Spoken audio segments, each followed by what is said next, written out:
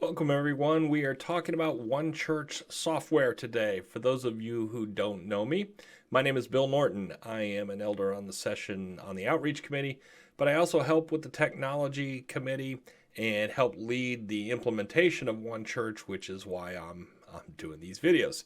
We implemented One Church about a year ago. It is new member data software.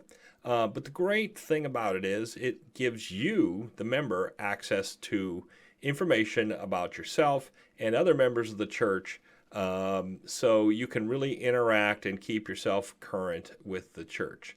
So some of you are using it. You've created your online profile, but many of you have not. So we created this video as a brief overview and how to log in, and hopefully this helps you get into One Church and start using it. So let's go ahead and take a look at it.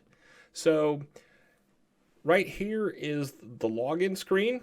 If you get here from one of the links on our website or other links, you're going to come up to this account login screen.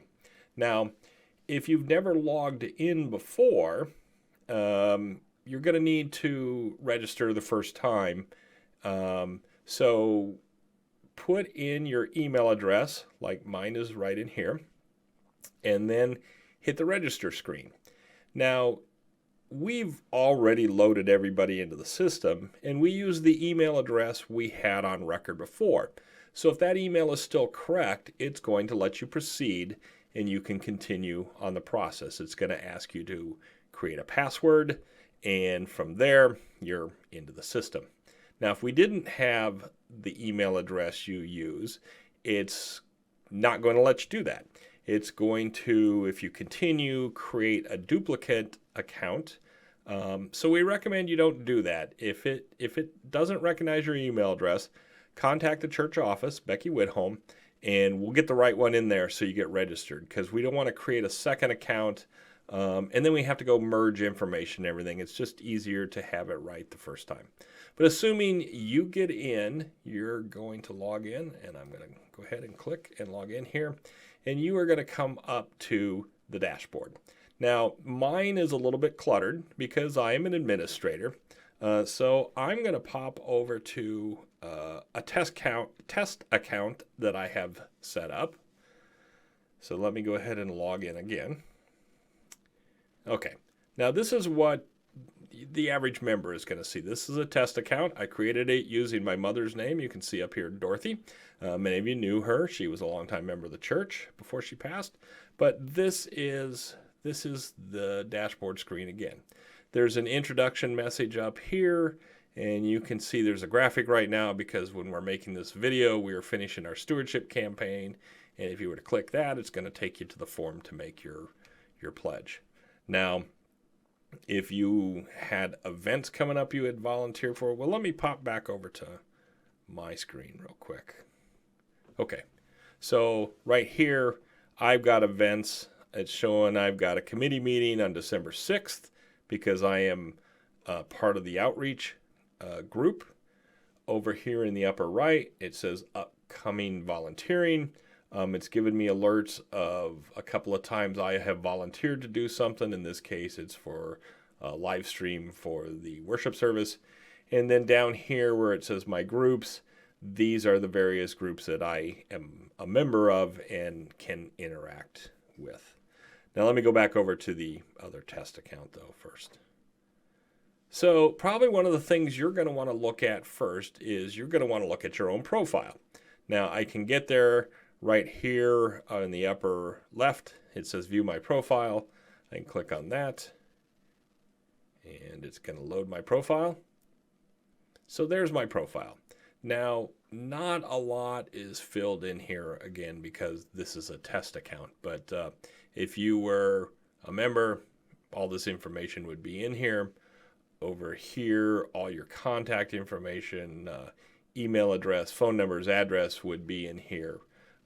Information, your confirmation date, your membership date, down towards the bottom, are you an elder, are you a deacon?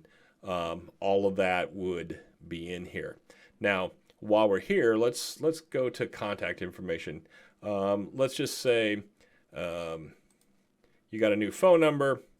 So I could go in here and I could add a phone number, which I'm going to do real quick. I'm just going to add mine. And I'm going to opt in for text messages and save it. And now my phone number is in the system. So you can update your information if you were to move or something like that. You don't have to get a hold of the church. You can just do it here, and then the church has the most current information. Up here on other tabs, it says family. This would show my connections. In this, if you have a spouse or kids, in this case, I've connected this test account to myself and to my wife.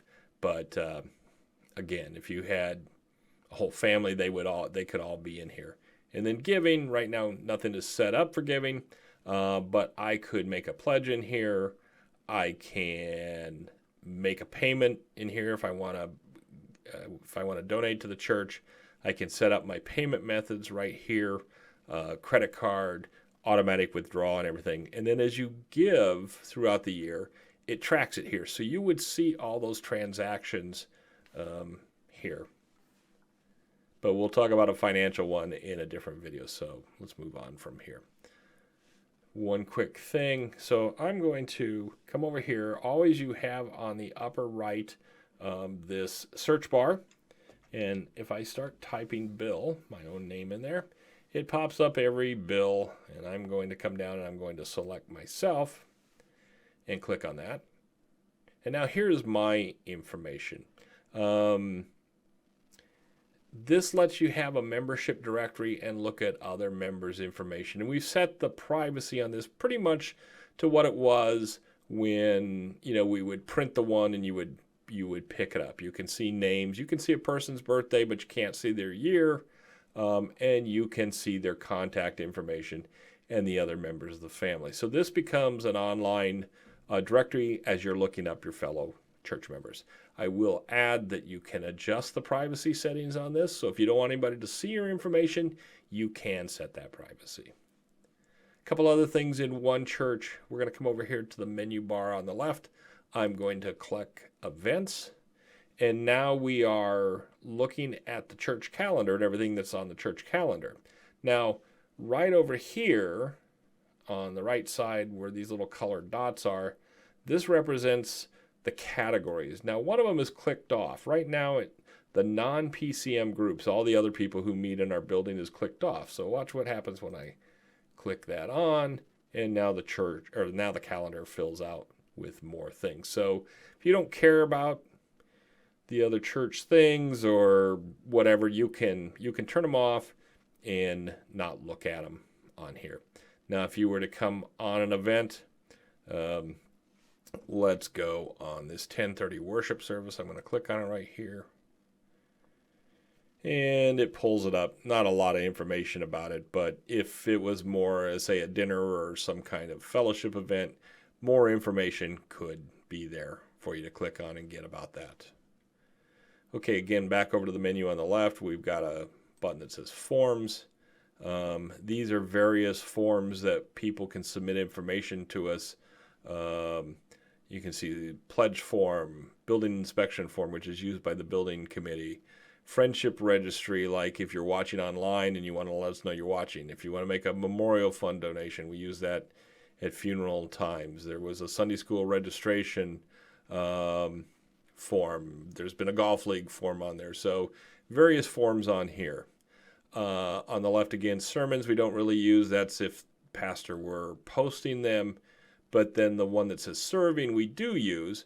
Now, you recall back when we were maybe you recall back on the profile, several groups that Dorothy was signed up for. That then signifies where you can get into for volunteering opportunities. Like right here, going down the list, greeters for the 20th, the 27th, December 4th, or for ushers.